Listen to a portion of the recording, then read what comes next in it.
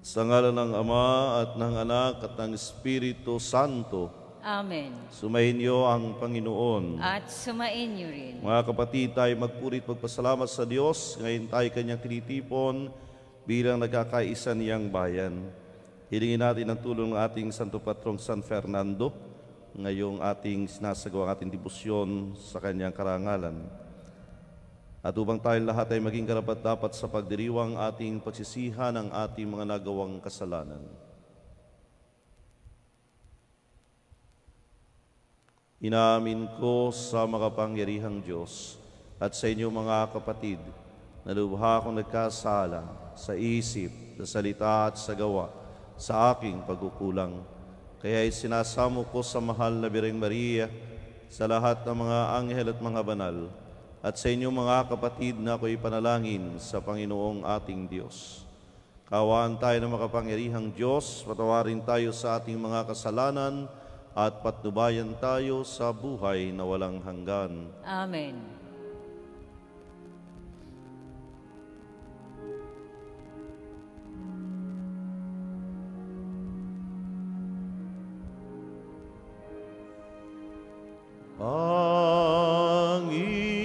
Panginoon, kaawaan mo kami.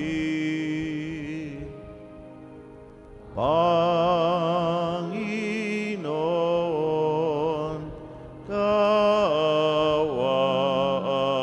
mo kami. Kristo, kaawaan mo kami. Kristo, kaawaan mo kami.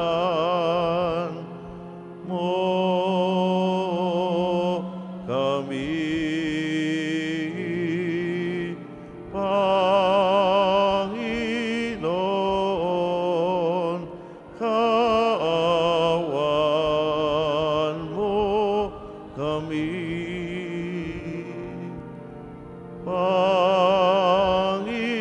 Panginoon, kaawaan mo kami. Manalangin tayo. Ama naming makapangyarihan, pinanauli at pinahalagahan mo ang wagas na katapatan. Taguyod mo ang aming kalooban upang mahubog sa sigasig ng iyong Espiritu at maging matatag sa pananalig at masipag sa gawa ng pag-ibig. Sa pamamagitan ni Jesucristo kasama ng Espiritu Santo, magpasawalang hanggan. Amen. Ang lahat po ay magsiupo.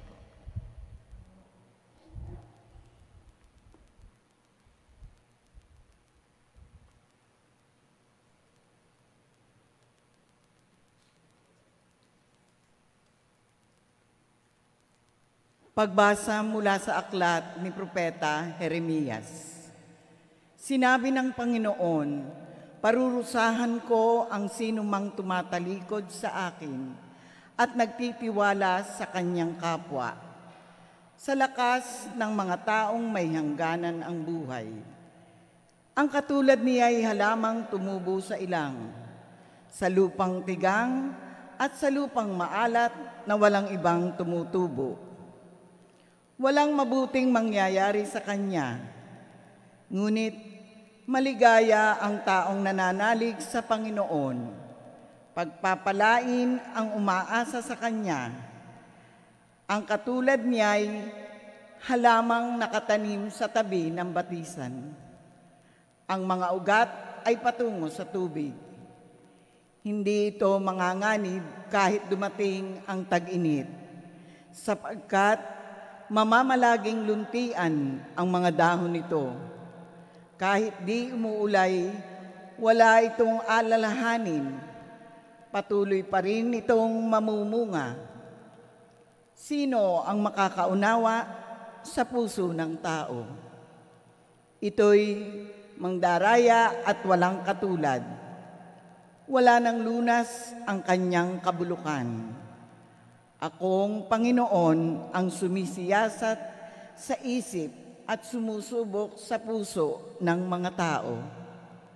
Ginagantihan ko ang bawat isa ayon sa kanyang pamumuhay at ginagantimpalaan ayon sa kanyang ginagawa. Ang salita ng Diyos. Salamat sa Diyos.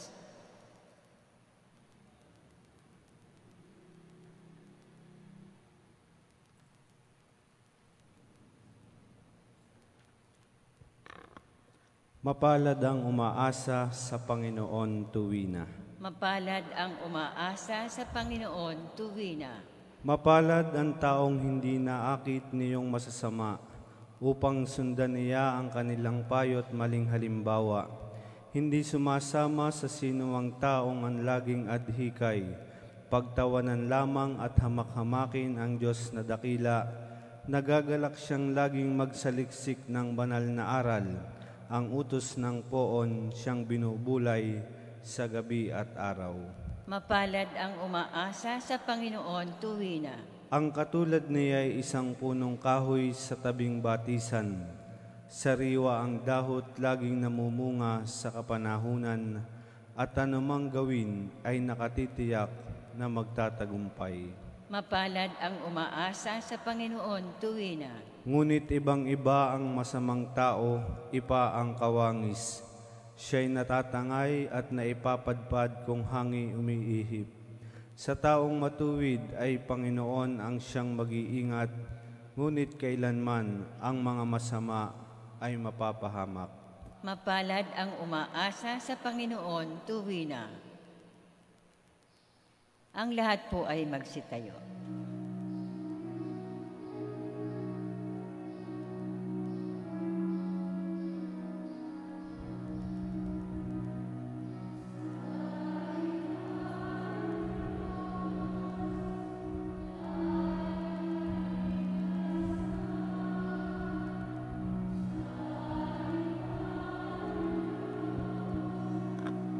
Ay nagmamahal ang salita ng Diyos, kapayapaan. Amen.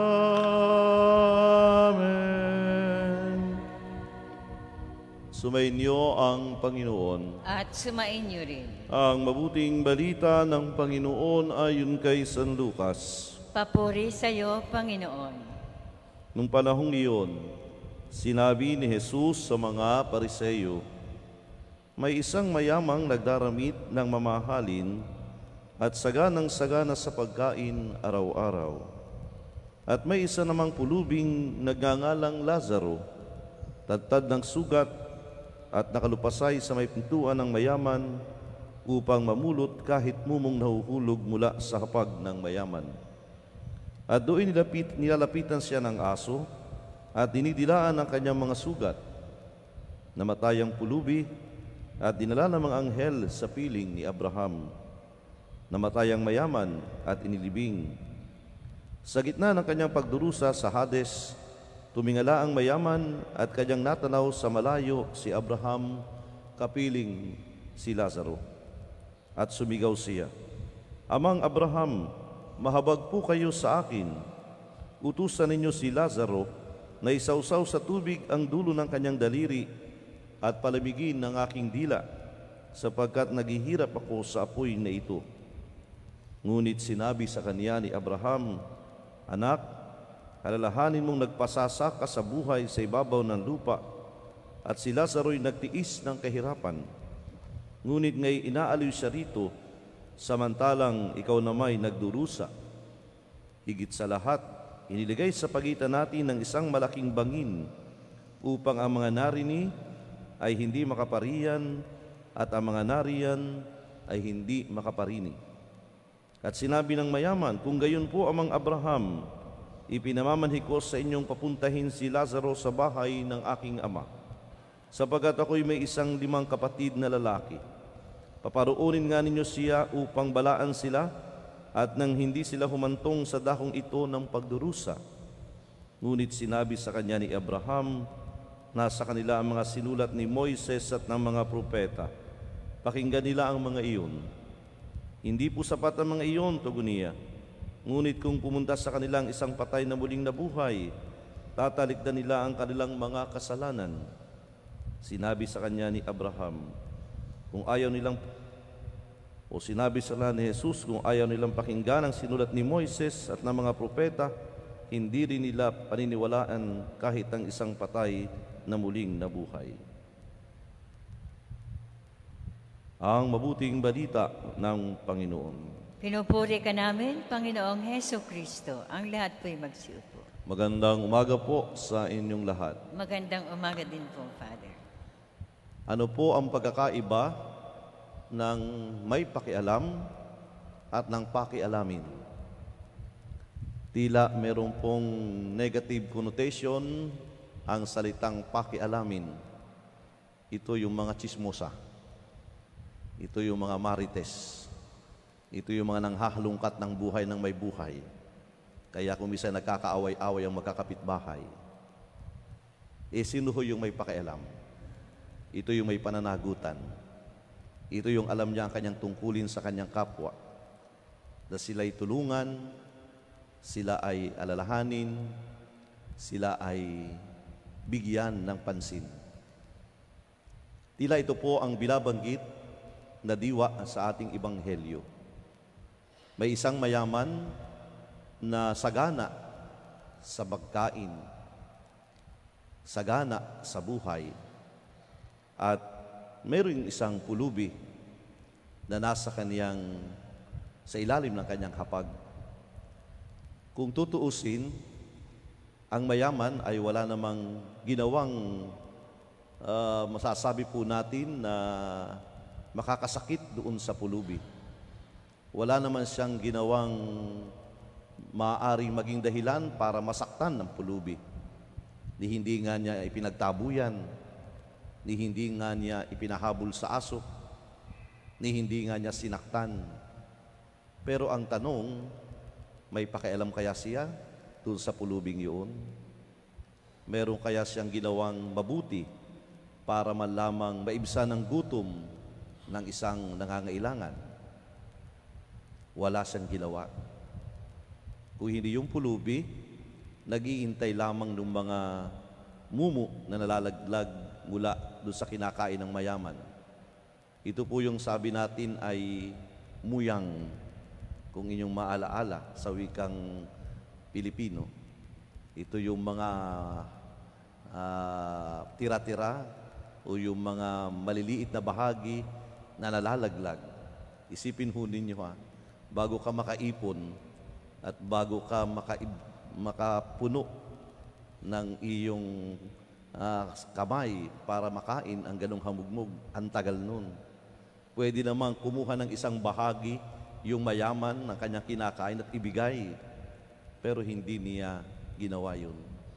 Wala siyang pakialam, wala siyang pag-iisip na magbahagi ng kanyang sarili.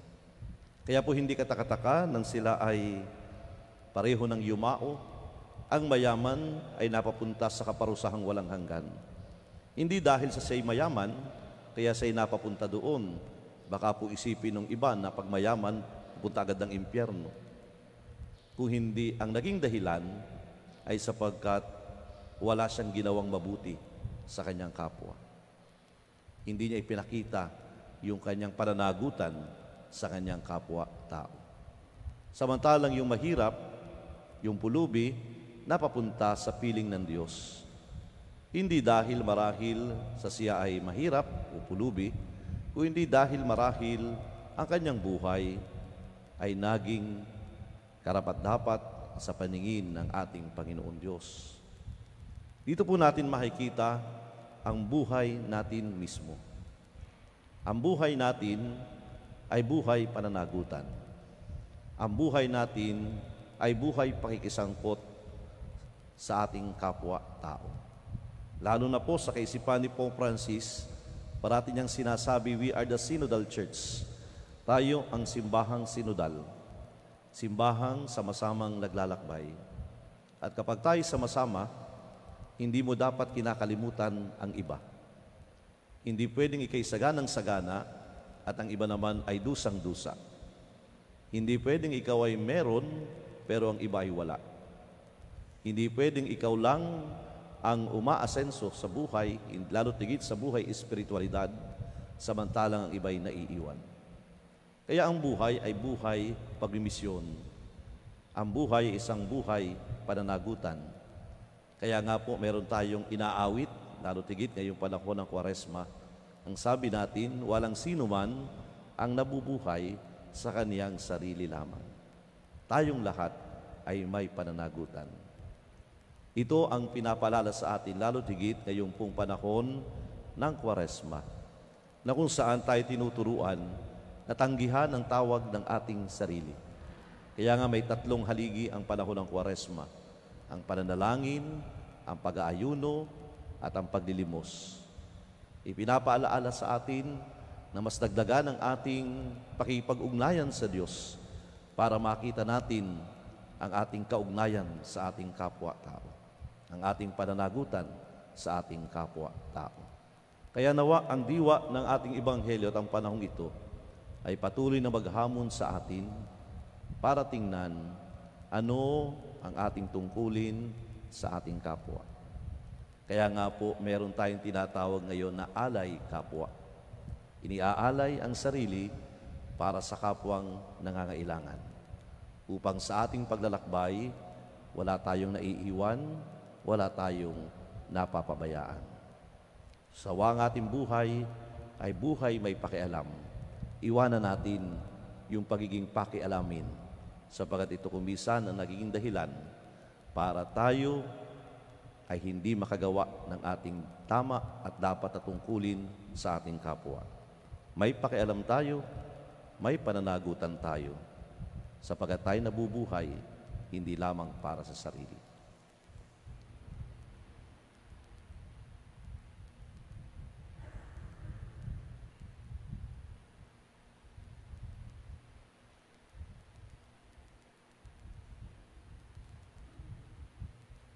Magsitayo na po tayo.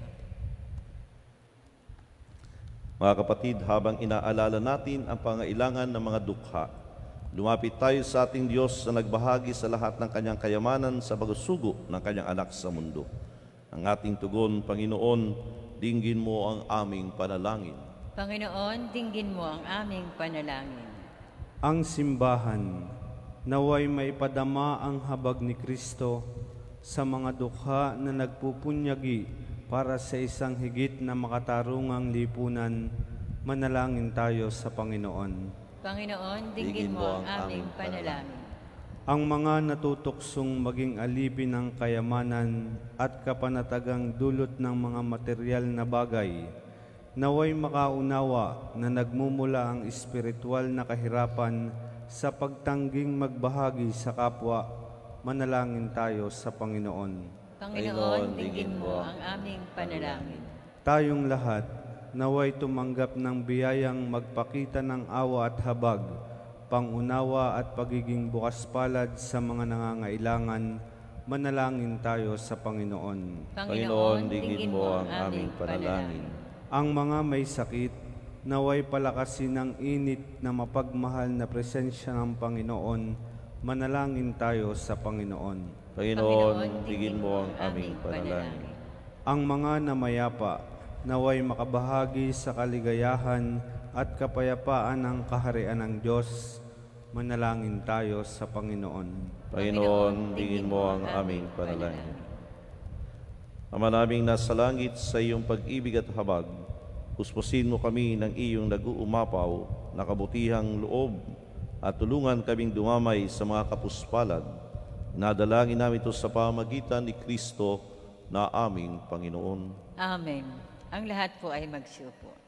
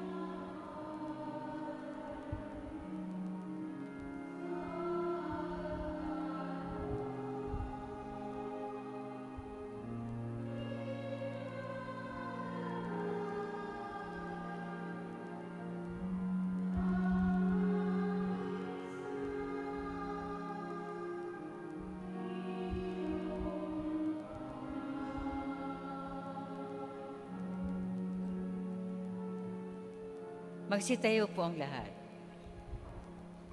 Manalangin kayo mga kapatid upang bagahain natin ay kalugdan ng Diyos sa mga makapangyarihan.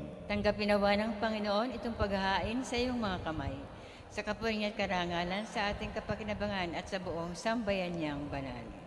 Ama naming lumikha, pabanalin mo sa paghahain ngayon ang aming 40 araw na paghahanda para sa pagkabuhay, upang ang ginaganap namin ay maisaloob ng lubusan sa pamamagitan ng Jesucristo kasama ng Espiritu Santo magpasawalang hanggan. Amen.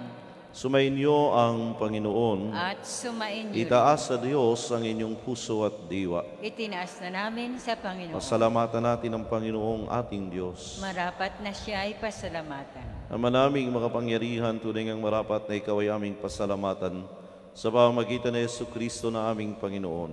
Sa pagkabakasakali mo kami bubuti, isinugo mo sa Jesucristo upang pangunahan kami. Bilang pagsunod sa iyong atas na bigay, ipinahayag ng iyong anak ang iyong kalooban na ang mga apitdukha ay kanyang damayan. Ngayon ay iyong inihahandog ang pagkakataong aming maisaloob, ang kanyang ganap at kusang paglilingkod upang sa lagi kaming makasunod. Kaya kaysa ng mga anghel na nagsisiyawit ng papuri sa iyo nang walang humpay sa kalangitan, kami nagbubunyi sa iyong kadakilaan.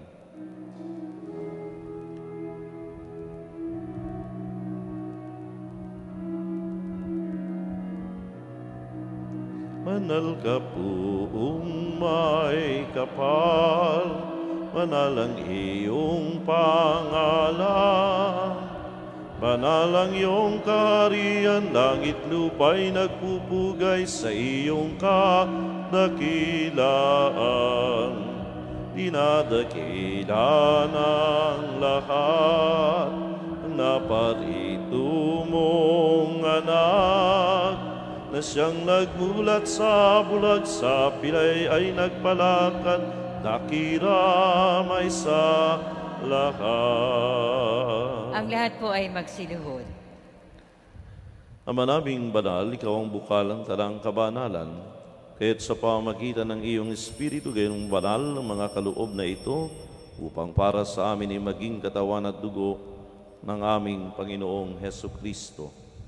Bago niya pinagtiis ang kusang loob na maging handog, hinawakan niya ang tinapay, pinasalamatan kaniya, pinagati-hati niya iyon, iniabot sa kaniyang mga lagad at sinabi, tanggapin ninyong lahat ito at kanin, ito ang aking katawan na ihahandog para sa inyo.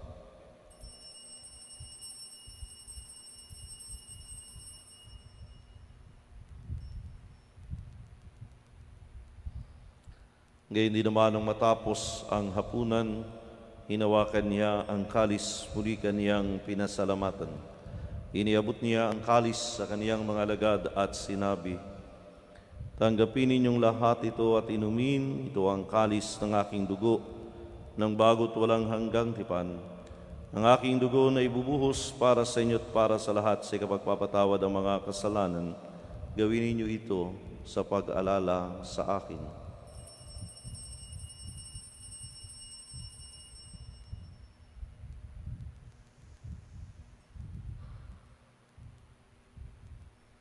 Ipagbunyi natin ang misteryo ng pananampalataya.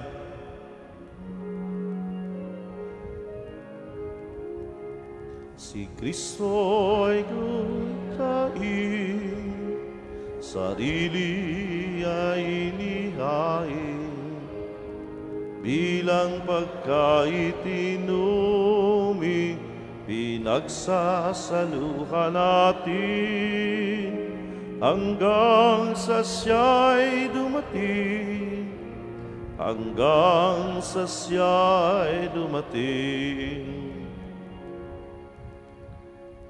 Ama, ginagawa namin ngayon ang pag-alala sa pagkamatay at muling pagkabuhay ng iyong anak. Kaya tiniaalay namin sa iyo ang tinapay na nagbibigay buhay at ang kalis na nagkakaloob ng kaligtasan.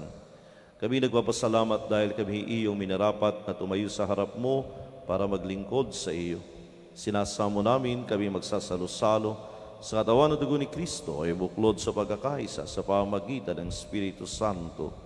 Amalingapin mo ang iyong simbahang laganap sa buong daigdig Puspusin mo kami sa pag-ibig kaysa ni Francisco na aming Papa, ni Melrey na aming Obispo at ang Kanang Kaparian. Alalahanin mo rin ang mga kapatid namin na himlay, na may pag-asang sila'y muling mabubuhay.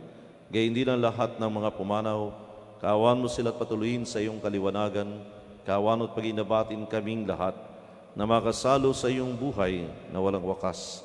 Kaysa ng mahal na Birheng Maria na ina ng Diyos, ni San Jose na kanyang esposo, kaysa ng mga apostol ang lahat ng mga banal, na namuhay dito sa daigdig ng kalugod-lugod sa iyo, may pagdiwang nawa namin ang pagpupuri sa kararangal mo sa pamagitan ng iyong anak na aming Panginoong Hesu Kristo. Sa pamagitan ni Kristo, kasama niya at sa Kaniya, ang lahat ng parangal, papuri sa iyo, Diyos amang makapangyarihan, kasama ng Espiritu Santo, magpasawalang hanggan. Amen.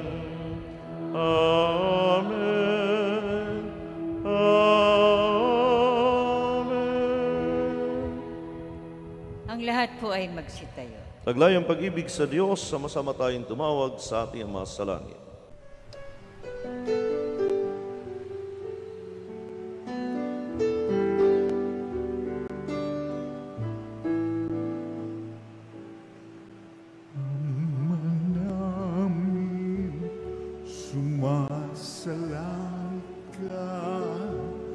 Sambahin ang ngalan mo, mapasamin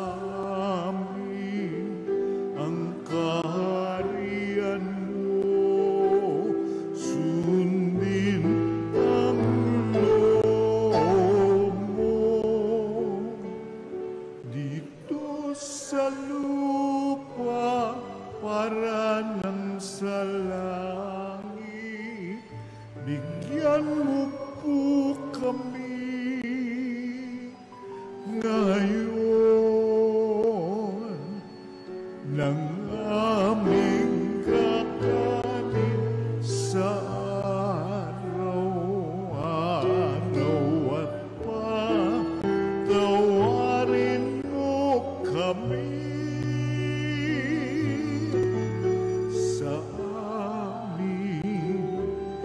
mga sala, para ng pagpapatawan namin sa nagkakasala sa amin, at huwag mo kaming ipagdulot sa at yadya mo kami sa lahat ng masama. Hinihiling namin kami yadya sa lahat ng masama, pagkalooban ng kapayapaan araw-araw, iligtas sa kasalanan at ilayo sa lahat ng kapahamakan, samantalang aming pinananabikal ang dakilang araw ng pagpapahayag ng tagapagligtas namin si Hesu Kristo.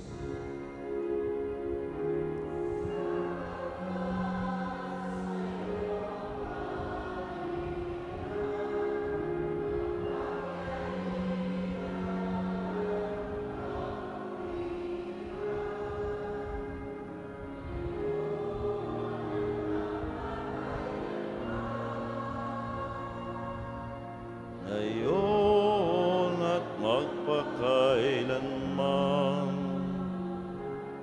Panginoong Jesucristo, sinabi mo sa iyong mga apostol, kapayapaan ang iniiwan ko sa inyo, ang aking kapayapaan ang ibinibigay ko sa inyo. Tunghayan mo aming pananampalataya at huwag ang aming mga pagkakasala. Pagalooban mo kami ng kapayapaan at pagkakaisa ayon sa iyong kalooban, kasama ng Espiritu Santo, magpasawalang hanggan. Amen. Ang kapayapaan ng Panginoon ay laging sumainyo. At sumainyo. Bigayan kayo ng kapayapaan sa isa't isa.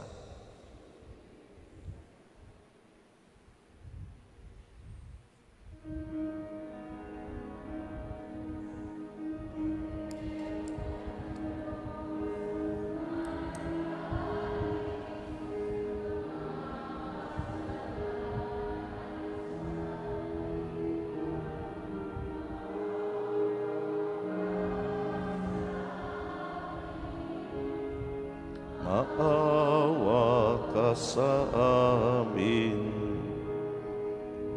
Kordero ng Diyos na nag-alis na kasalanan ng sanlibutan, awa ka sa amin, maawa ka sa amin. Kordero ng Diyos na nag-aalis ng mga kasalanan ng sanlibutan, ipagkaloob mo sa amin ang kapayapaan. Ang lahat po ay magsiluhod. Ito si Kristo, ang Kordero ng Diyos. Ito ang nag-aalis ng kasalanan ng sanlibutan. Mapalad tayong inaaniyahan sa kaniyang piging. Panginoon, hindi ako karapat-dapat na magpatuloy sa iyo, ngunit sa isang salita mo lamang ay gagaling na ako.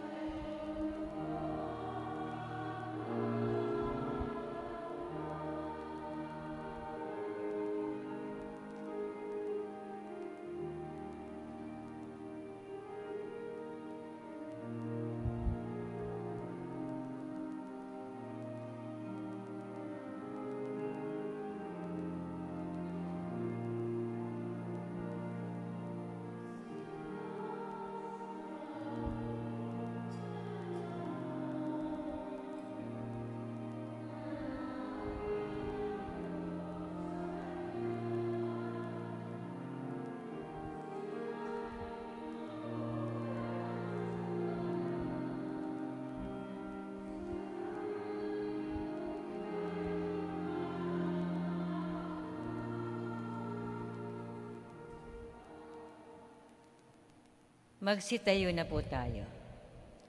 Manalangin tayo. Ama naming mapagmahal, ang pinakabangan naming paghahain ay mamalagin awa sa aming gawain at magpatibay sa mga ginaganap namin sa pamamagitan ni Jesucristo kasama ng Espiritu Santo magpasawalang hanggan. Amen. Sumainyo ang Panginoon At sumainyo rin. at pagpalain kayo ng makapangyarihang Diyos, Ama, Anak, at Espiritu Santo. Amen. Tapos ang ating pagdiriwang, humayo kayong mapayapa. Salamat sa Diyos.